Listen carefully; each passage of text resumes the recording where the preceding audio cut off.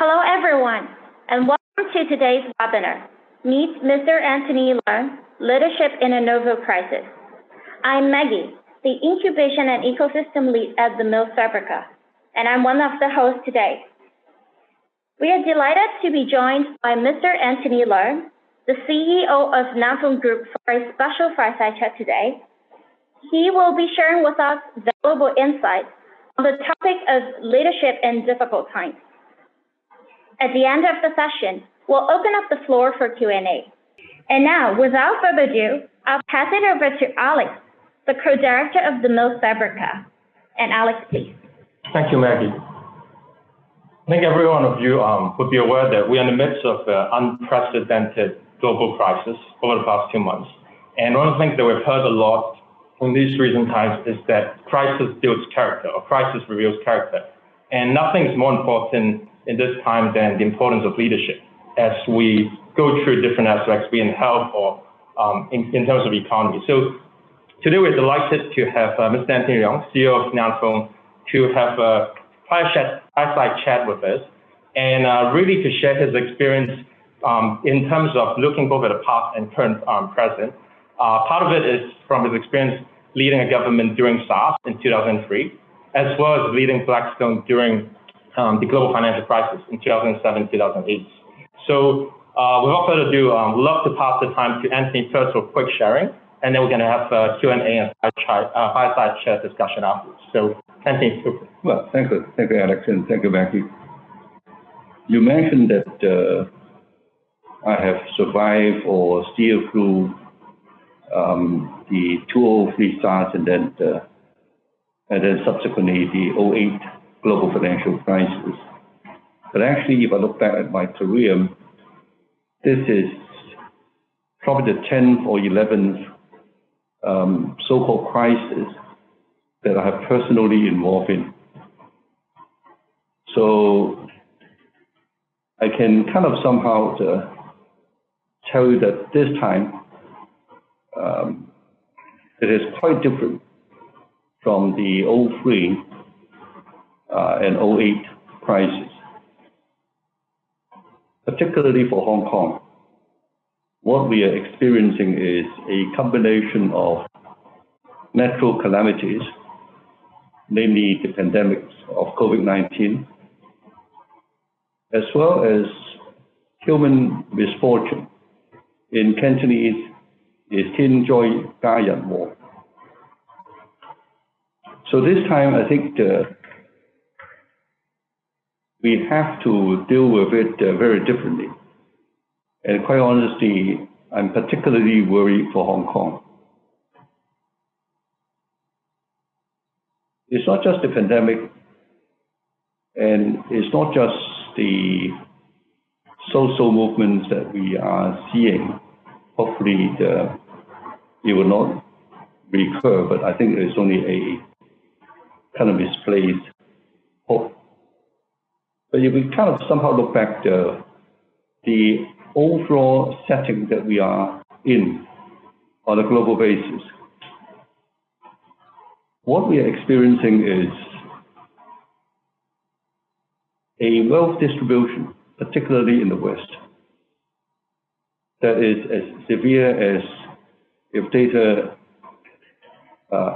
is correct, the wealth or the kind of uneven distribution of wealth in the United States is as severe as in 1917 and 1935. Now, obviously, we all know what happened around those periods. When you have an extreme uneven distribution of wealth, you either would lead to revolution or war, or a so-called a New Deal, meaning government policies that favor redistribution of income. So we are faced with such uneven distribution of wealth, which really is a result of 40-odd years of very liberal economic policies that promote the creation of wealth, as well as the printing of money And right now we are seeing actually very severe printing of money once again. And on top of that, we have new technology. So the uneven distribution of wealth is actually very severe. And then we have also the so-called Thucydides trap. We have the rise of China. And obviously, according to historians, particularly Graham Allison, whenever there is a rising economic power, the existing economic power and possibly the military power as well will not give up easily.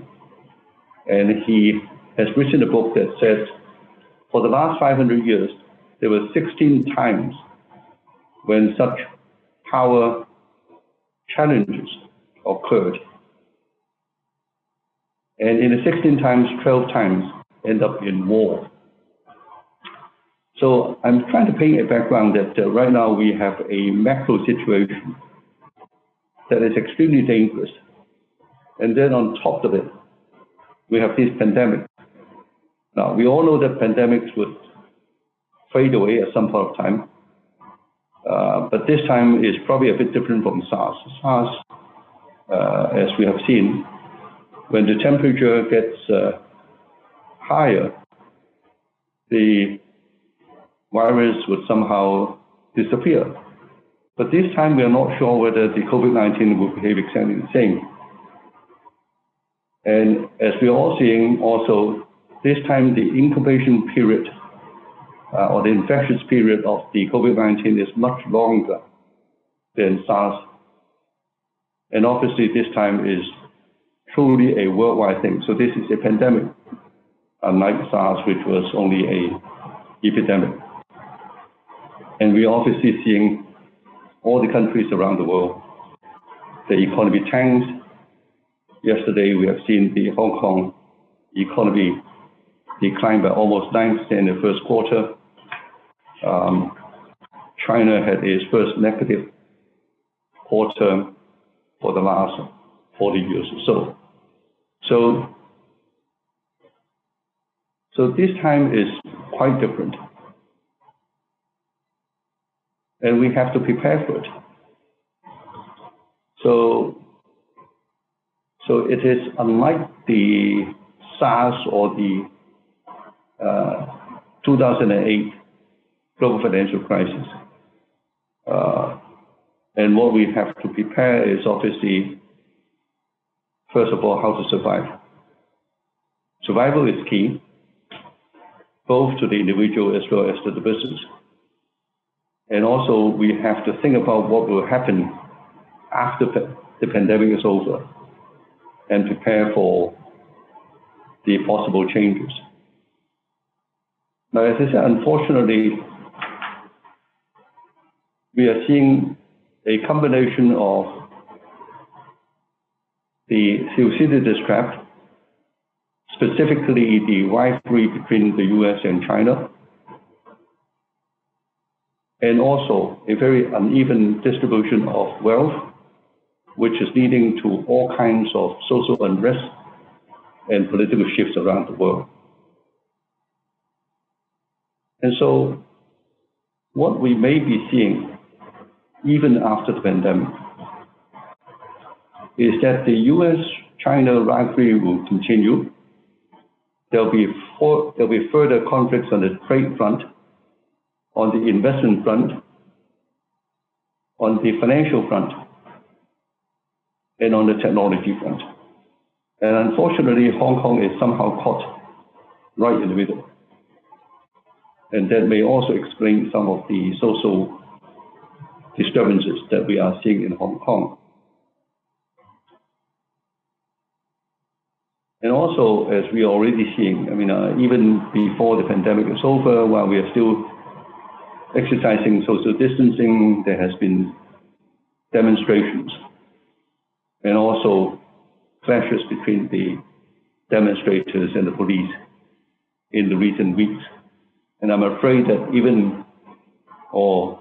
that after the pandemic is over, such unrest will actually happen again in probably, hopefully not as bad as what we are seeing in the turn of the year or last year, but unfortunately it would be probably worse than what we are seeing in the last 1 or 2 weeks. So this is the kind of environment we are seeing, and then obviously on top of all these, we are not sure when the pandemic is going to blow over, and also whether there will be a recurrent outbreak, the so-called wave 2. So, as I said, right now survival is key for both individuals as well as the businesses. Now, individual, we are all doing the right thing, and I'm glad that Hong Kong, right now, thanks to the support of the citizens, with social distancing, with closure of the schools and many other facilities, in Hong Kong, the pandemic seems to be quite well controlled. But again, we have to exercise care and caution. But as far as business is concerned, I'm sure you've heard many times over from everybody that cash is king. In order to survive, make sure that you have enough cash. And because we do not know whether the pandemic will last for a long time, whether there'll be a second wave, we've been advising our friends and also the companies that we invest in to prepare for these 2 years of cash.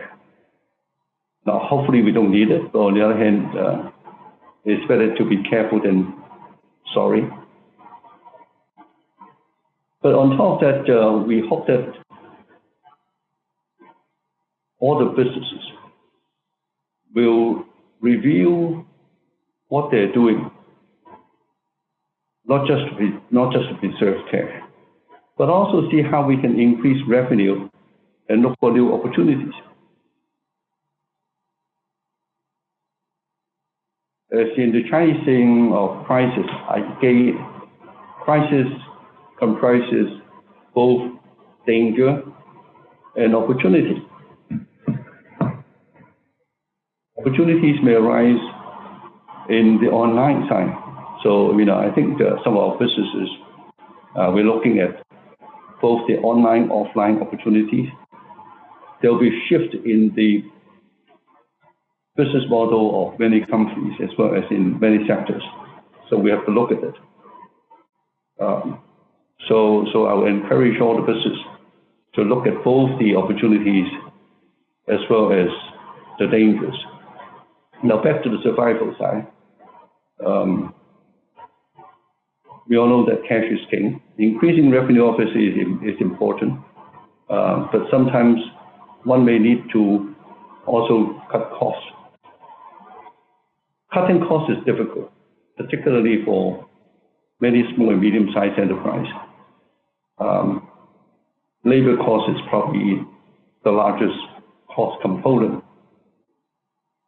And I've seen that many SMEs have reduced their payroll by both cutting the wage level. A lot of senior executives are actually foregoing their salary. Some would cut the fixed salary by quite a large percentage, or cutting headcount. Now, obviously, we don't wish to lay off people because they will increase unemployment. But unfortunately, as we have seen in the US and also in many other places, unemployment is indeed going up. And we have also seen some of our affiliates doing a bit of cost cutting, not so much Nanfeng, but our affiliates in the other sectors. And what we have been advising the leaders there is, if indeed we have to cut people, we have to do it in a most compassionate way. But actually that involves leadership. Leadership in ordinary requires one to be kind, to be honest. I think we have to be honest about telling our people what is going on. And I think it is best to be open to our staff about what is going on and what action we are going to take. Because it's only being honest and being kind that we can earn the trust of our people. But it is also important to ask everybody to think long term, because the pandemic will go over. The economy may not be able to bounce back as quickly as, say, in 2003 after the SARS, but it will bounce back because the governments right now around the world are taking very strong measures, hopefully to support the economy. So survival is important. Looking for new opportunities is important. But most importantly, I think it is important for leaders of businesses and for actually everybody not to panic. Because if you look around the world, looking at the pandemics, looking at the death tolls, looking at the rivalry between US and China, and Hong Kong is quite right in the middle of it. And Hong Kong, because of all these social unrest, may not be able to retain our position as a hub for global talents. One can easily get despair and sometimes panic, but I think it is important not to panic. Now, obviously, looking long term is important, but sometimes having faith is also a good way to deal with all these. Personally, I'm lucky because I turned to Jesus Christ about 12 years ago, and the peace that I have obtained through Jesus Christ is something that I have not experienced before. So maybe I'll just pause here and then see whether there are questions from you or from the audience.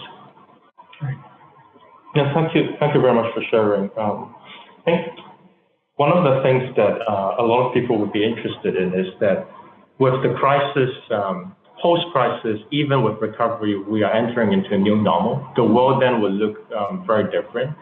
So from your perspective, what does that new normal mean for businesses? What are our potential challenges and what are opportunities? Well, great question. Now, obviously, as I said, the pandemic and the ensuing actions that governments have taken will create a lot of changes and opportunities. And also the way that kind of corporations and individuals have been dealing with it will also create opportunities and also changes.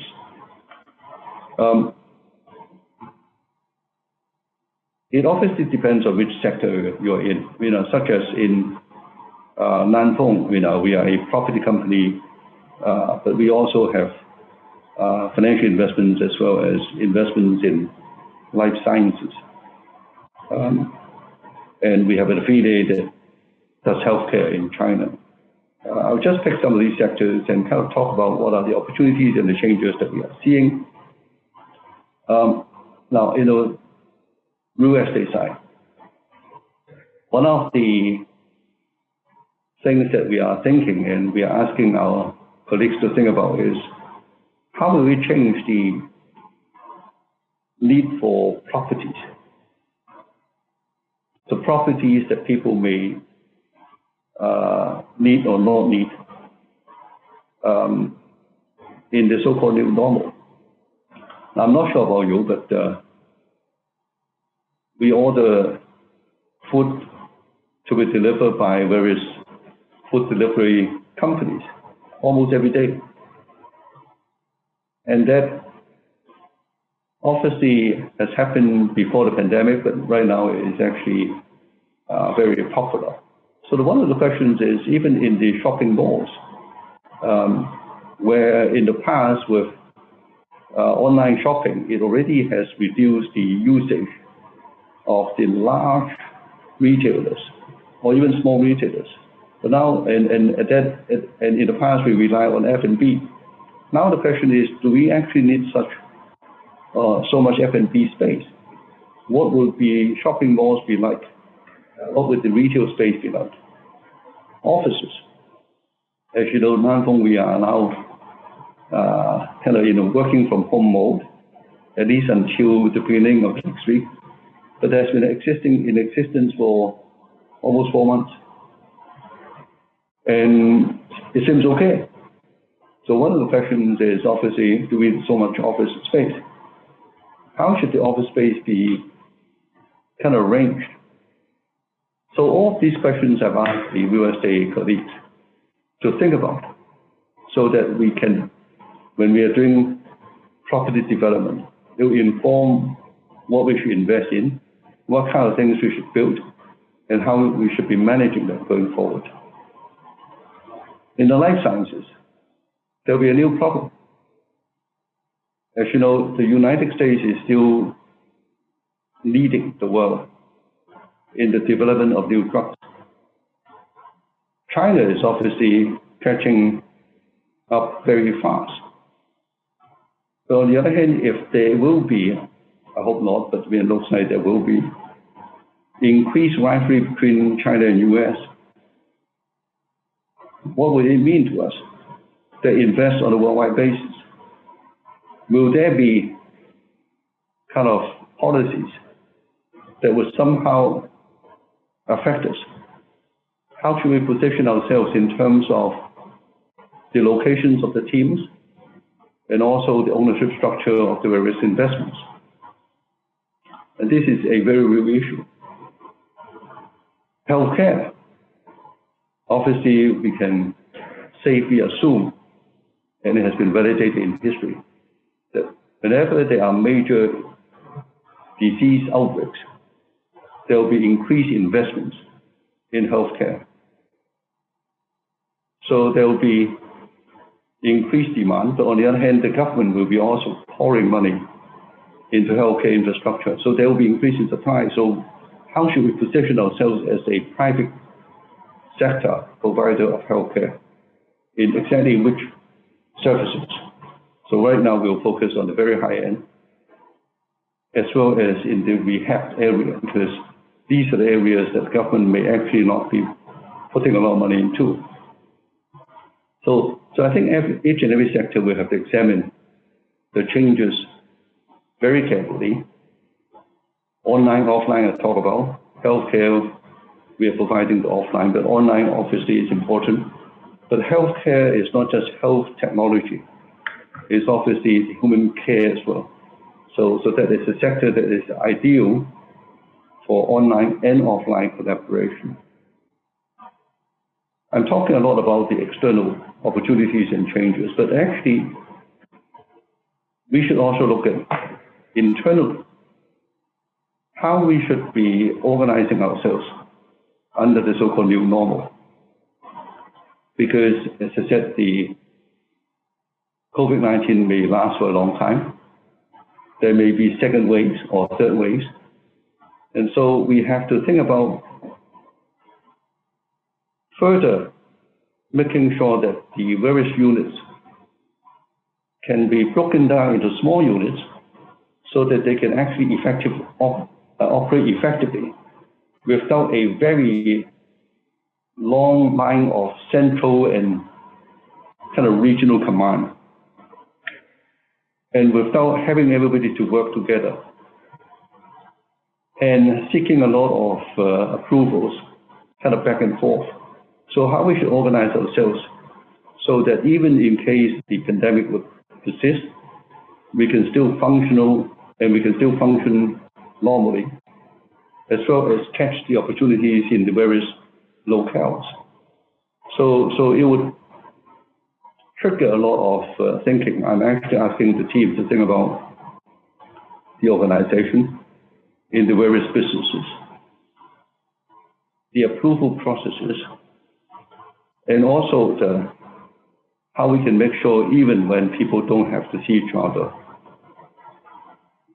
either in a room or even online. So all these changes we have to examine very carefully, but thanks for a very good question. So like Antony mentioned, the crisis has presented an opportunity to examine different parts of business and also to ask critical questions. So without further ado, we'll open up to the floor for questions, and feel free to type your questions to the chat box.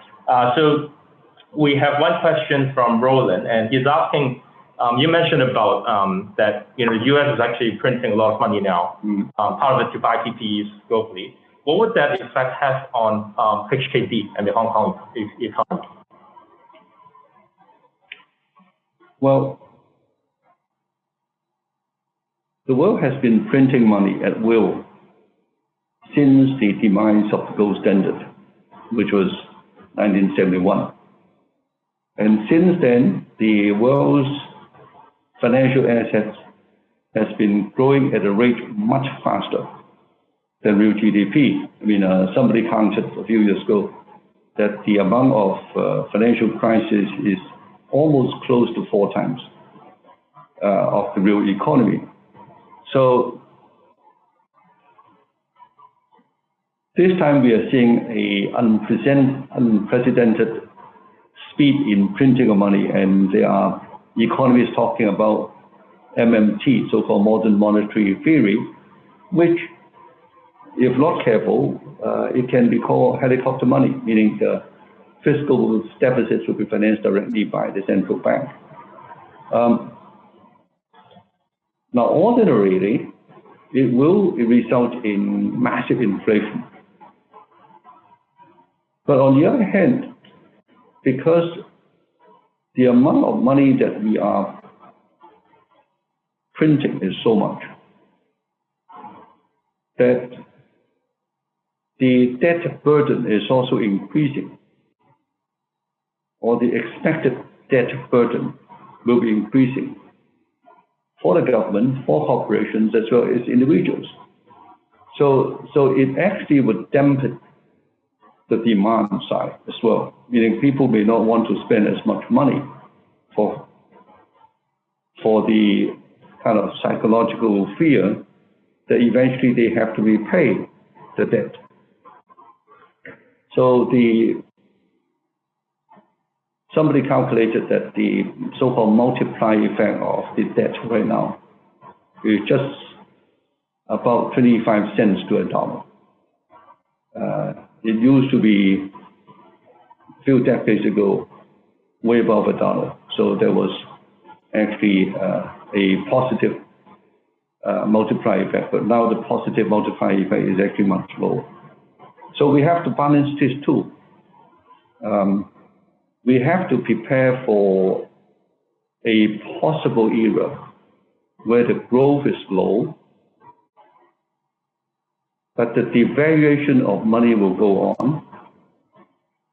It may not be reflected in consumer prices because the CPI, as you know, is a basket of things. But in certain items where the supply is limited, we will see tremendous increase. So I'm not predicting that we'll see a period of stagflation.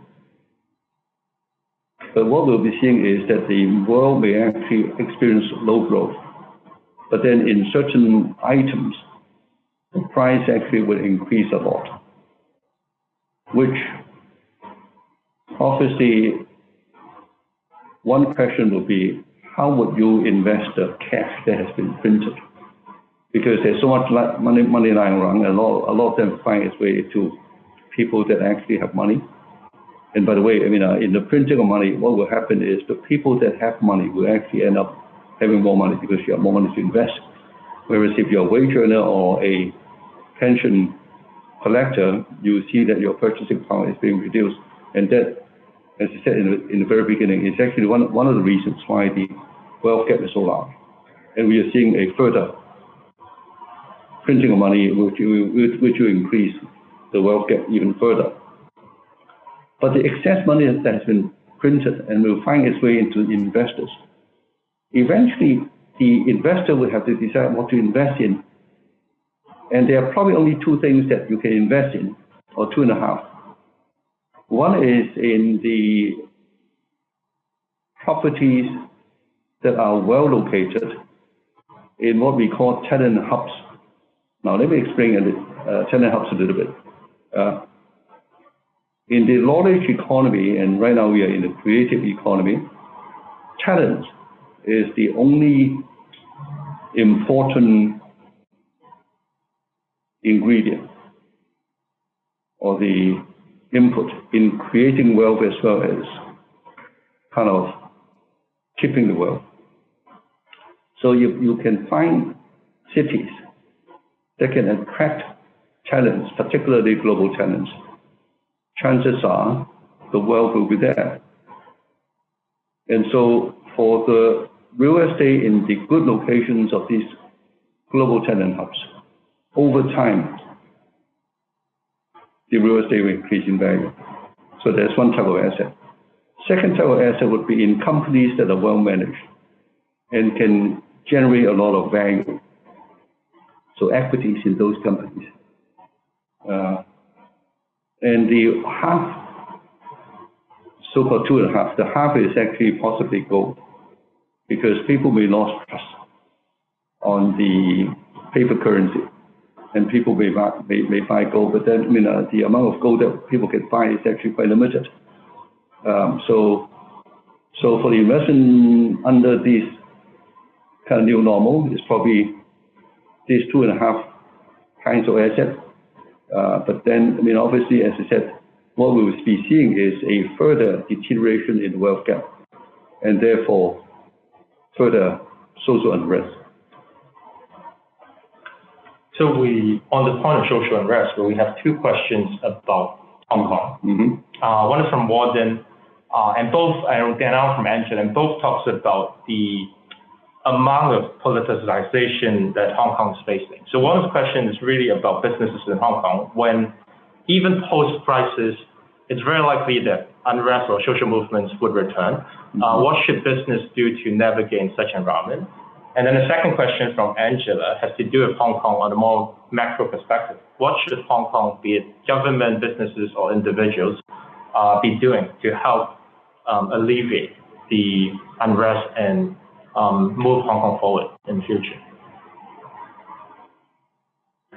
Well, these are extremely good questions. Unfortunately, there are no easy answers.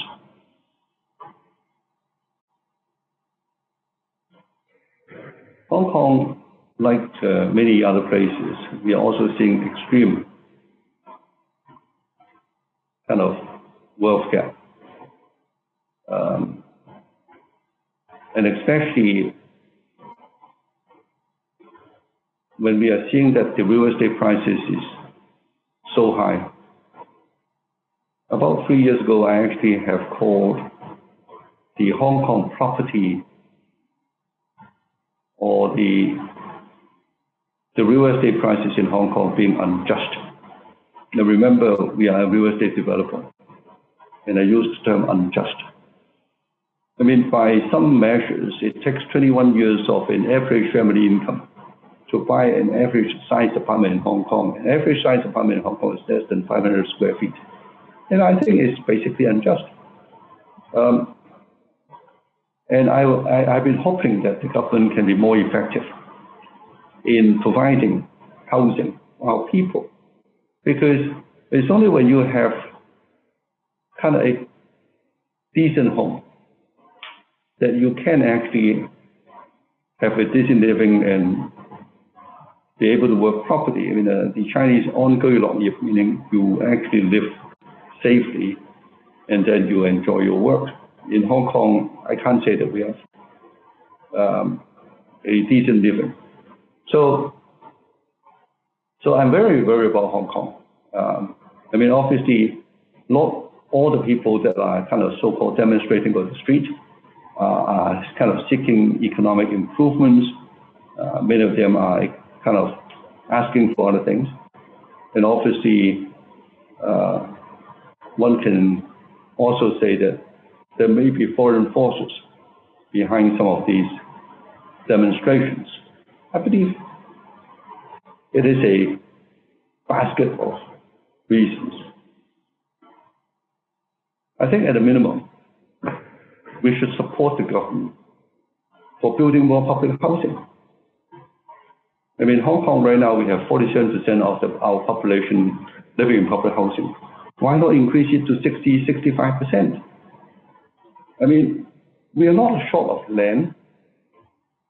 I mean, as you know, only 7% of Hong Kong's land mass is used for housing.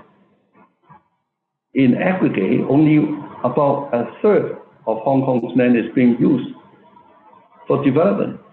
2/3 are not developed.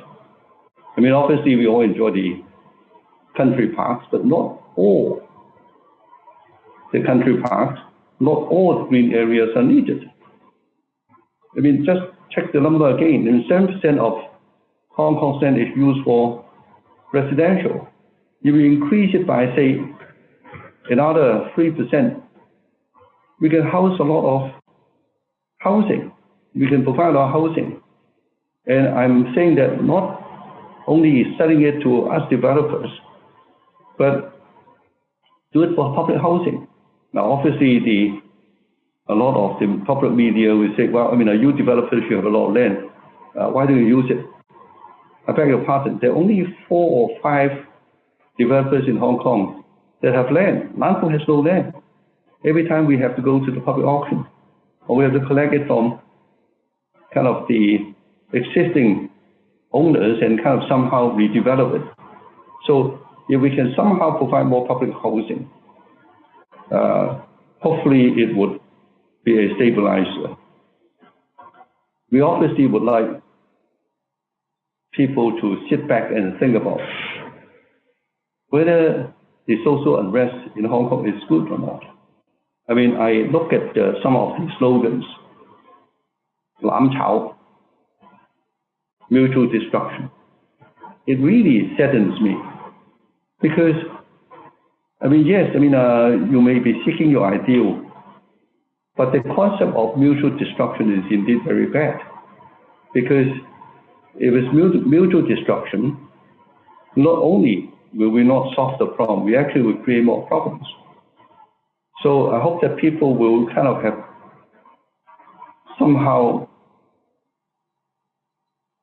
senses not to advocate mutual destruction, but to find ways to solve the problems. I hope people can also try to understand the standpoint from the other's point of view, understand each other, have more communication. Right now, what we are lacking is the ability to communicate sensibly. Also, be able to really come together to find a way out for Hong Kong. I mean, Hong Kong has always been benefiting being the meeting place of the East and West. I mean, right now, obviously, we are seeing the US and the China rivalry, but on the other hand, both of these economies still has a lot of provinces. We are part of China. The motherland would do all kinds of things to help us. I witnessed it myself back in 2003 when Hong Kong's economy was down. We had an unemployment of close to 9%. We asked the mainland, we asked Beijing, central government to help. The help came quickly by relaxing the flow of tourists to Hong Kong, by signing CEPA. And so with the world's largest or the second largest economy being our motherland, there are all kinds of opportunities for us. So I hope that people can sit down and figure out what can be done for Hong Kong. And I'm quite sure that with the support of the motherland, a lot of these problems can be solved. So one of the other questions that I think two members of the audience, Edmund and Jason, have asked a bit more about startups specifically. And the balance is that balancing between survival and planning longer term. So Jason mentioned that a lot of startups are facing very limited funding runway. The funding would run out literally in the coming few months.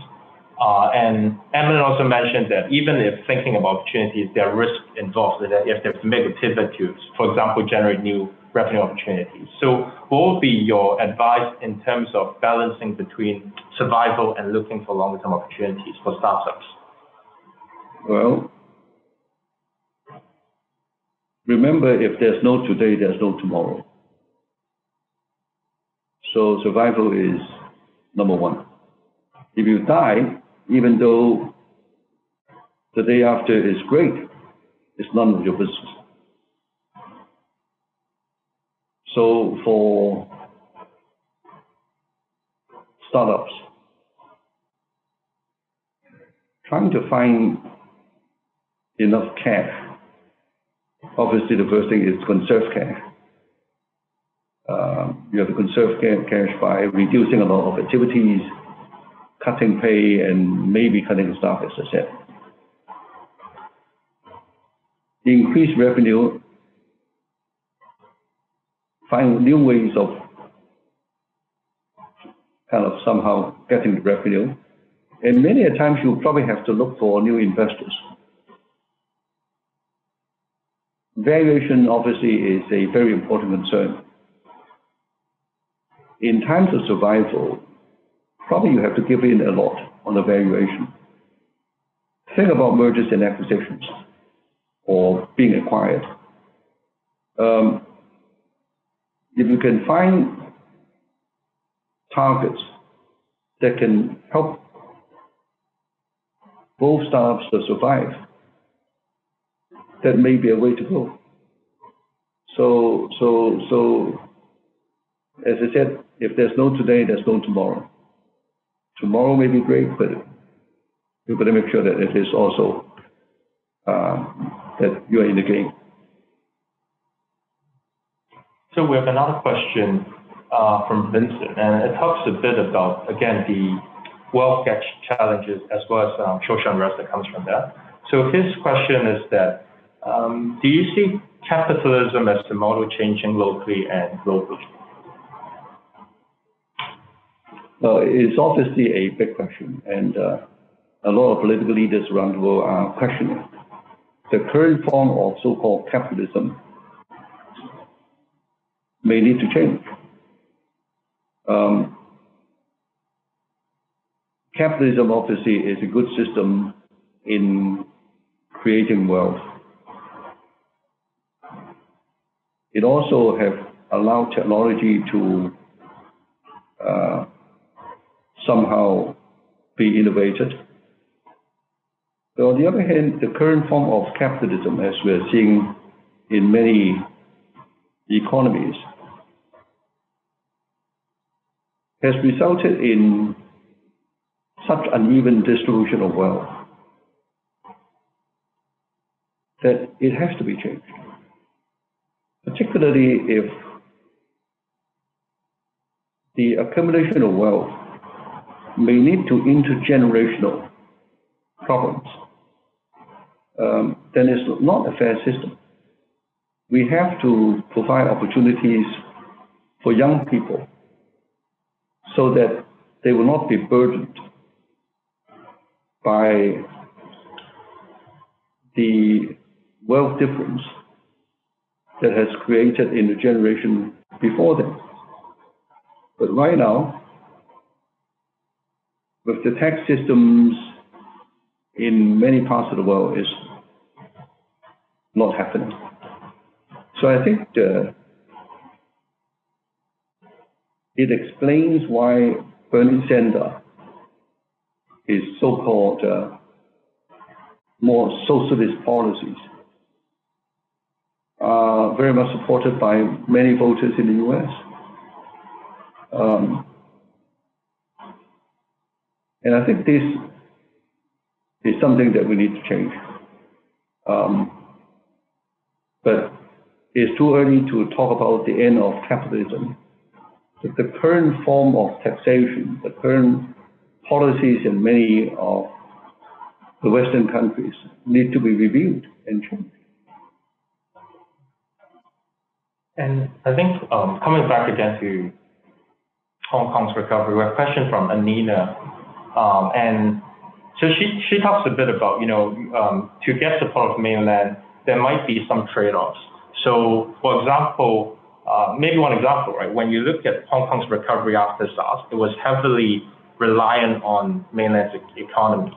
So think about it maybe from perspective of a startup, right? If I'm a Hong Kong startup thinking about China market or overseas market, how do I balance between not being over-reliant on just one single market? And what are other considerations in place if I'm a Hong Kong startup thinking about survival and expansion in the long term? Well, markets are markets. If you're small, you first have to find a market that will somehow like your product, and you grow, and then you think about diversifying.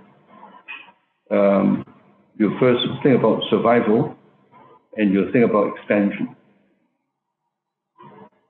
The mainland is the second largest economy in the world, and despite the dislike of many Western countries, I think very likely that at some point of time, maybe in 10 years, maybe in 20 years, China will be the largest economy in the world. So a lot of the Western firms are embracing it. I mean, we noticed that, say, Apple, during the pandemic, has announced that they will close all the shops around the world except in China and Hong Kong included. So for startups, find a market, go for expansion first, and then you think about diversification. I mean, obviously, a lot of people in Hong Kong may not like the mainland, but there is something that I must say I don't understand, because they said, well, I mean, the mainland has done a lot of bad things in Hong Kong. I mean, name me a freedom that has lost in Hong Kong. None. I mean, a lot of people are saying that the colonial government is very good. I mean, have you lived in the colonial era? I have. It wasn't that good, particularly in the days kind of before the MacLeod era, and even in the early days of the MacLeod era, it wasn't that good. So don't fantasize about what the colonial government and how good it was, and don't just say that. I mean, the current mainland government is bad. I mean, just look at Hong Kong. One country, two system is working. It is not working now because people have such a sense of misunderstanding about what may happen. But back to the issue of kind of diversification. First survive, expand, and then you think about diversification. And I think when it comes to diversification, one of the questions or also things that we've discussed is, again, balancing between China and US, the tensions that are there. Mm-hmm. So a question here from one of the audience, Leela, I think, mentioning a lot of people are expecting to see are hoping to see a V-shaped kind of rebound in the economy. When you think about recovery going forward, how do you compare it between US and Asia? How would there be a difference in how the recovery looks like? And what implications does that have for businesses? Well, the world is a globalized world. So I can't see kind of one economy kind of doing extremely well while the others are not doing well.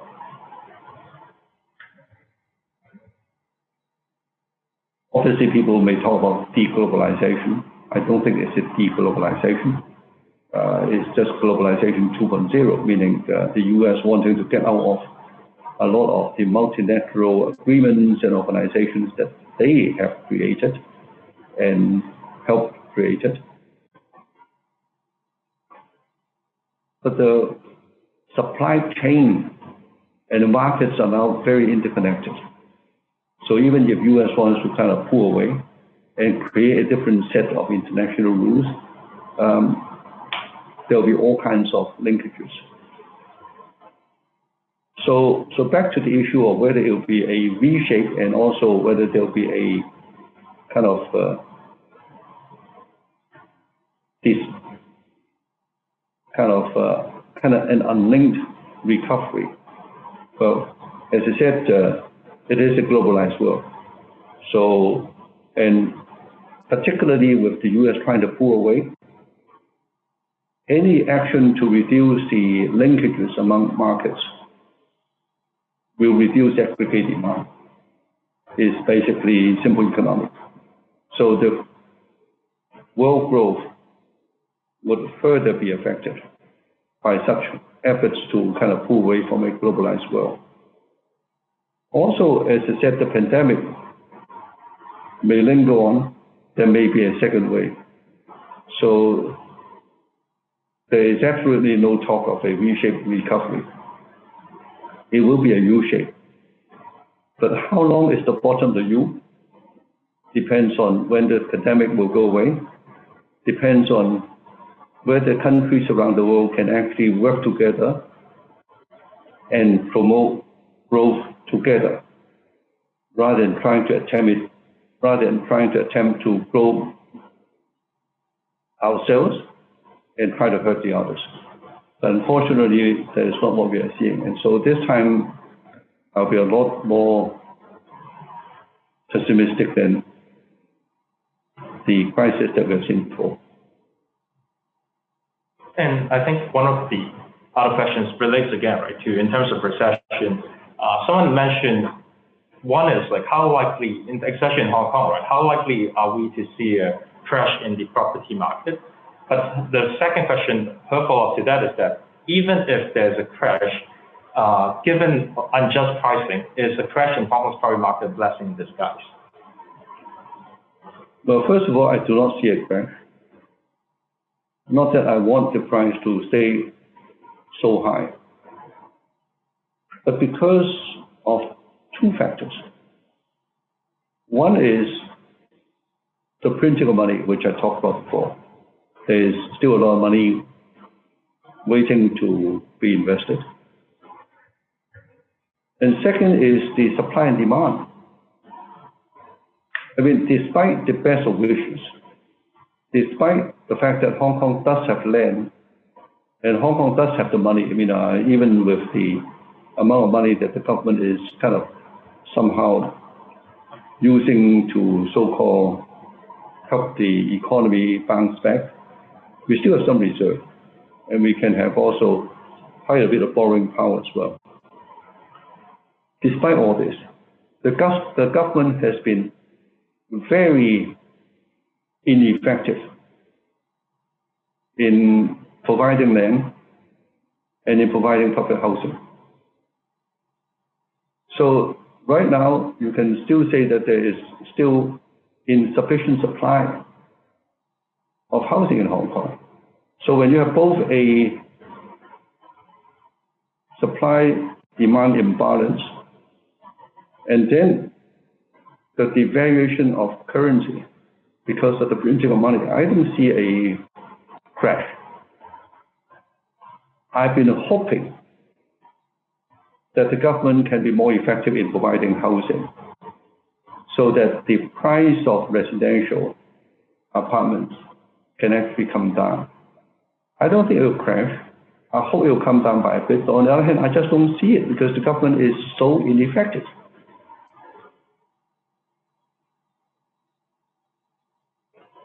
So I think switching gears a little, we have two questions that are more focused about sustainability and also the environment.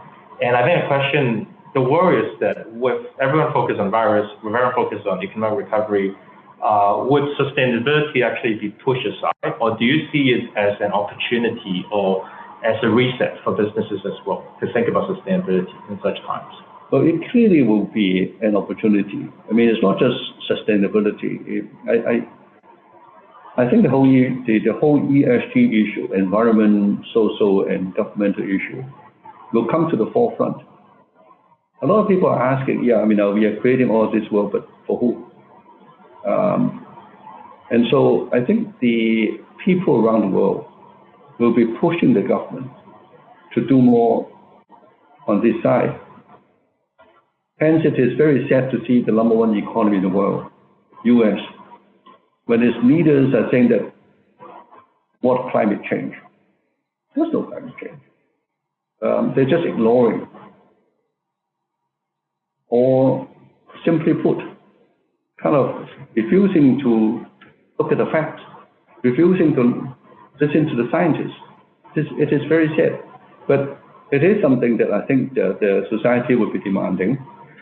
Nanfeng, as you know, we have been promoting this for a long time. A lot of our new buildings have very high standards on these environmental issues. I've presented to our senior management as well as the board that Nanfeng, we have to do well and as well as do good. And so I think all these ESG issues will be emphasized, and companies that ignore it, I think the consumers, the clients, will not like. In a way, it's a good thing as well, because consumers would help to drive companies forward to be more sustainable. Indeed. So we're almost out of time. I think one final question, and it's maybe on an individual level, right? I think the crisis has caused a lot of unemployment. The crisis has also affected a lot of startup founders in terms of this is probably the worst time that they've ever faced in running the businesses. From an individual perspective, would you have any advice for, be it reskilling, be it in terms of reflecting over such times? Well, to different individuals, I'm sure they have different reflections and kind of insights. But as I said, it probably would be a good thing to ask one's priorities in life. Obviously, creating a business, making money is good. On the other hand, what is your calling in life? In Hong Kong, we are lucky that we don't have a lot of fatalities. But in many other countries where a lot of people are dying, people will be asking, what is the meaning of life and what is your purpose in life? I hope that people can reflect on this and ask, what is your purpose in life? What do you live for? And obviously for us Christians, we have already answered. And that is something that I've been trying to do and still kind of not there yet. And that is to use the blessings that God has given us, be it our experience, our wealth, our abilities, our connections, to really benefit others, but ultimately to glorify God and not glorify ourselves. And so that is something that I hope my family members will believe in too. And there's something that has helped me a lot. And as I said, believing in Jesus Christ has given me the peace that I've never had before. And I hope that everybody can have such peace. And I think that's a good note to end on. Past 2 weeks, I've been talking to a lot of our founders, and a lot of them are battling with the current crisis, deciding what to do with headcount, deciding what to get funding. But in the midst of getting caught up in every other crisis, I think something that has helped a lot of them keep on fighting is the reminding themselves like why they're doing this business in the first place and what their clarity of purpose is. So thank you very much once again for your time, and hand time back over to Maggie. Sure. Thank you very much again. Thank you, Anthony and Alex, for sharing with us today. And thank you, the audience, for your participation. And after this webinar, we will have a recap and the recording will be available online shortly. If you would like to receive the recap and the link to the recorded version of this webinar and invitations for future events, please subscribe to our newsletter and follow us on social media. And today, Mr. Antony Leung shared about the lessons learned, the implications of the current pandemic for businesses, and how we can go about rebuilding our global economy. If you have further questions, please feel free to send us a message and fill in the survey to let us know. Thank you and have a good week ahead. Goodbye. Thank you very much. Thank you. Thank you, Becky.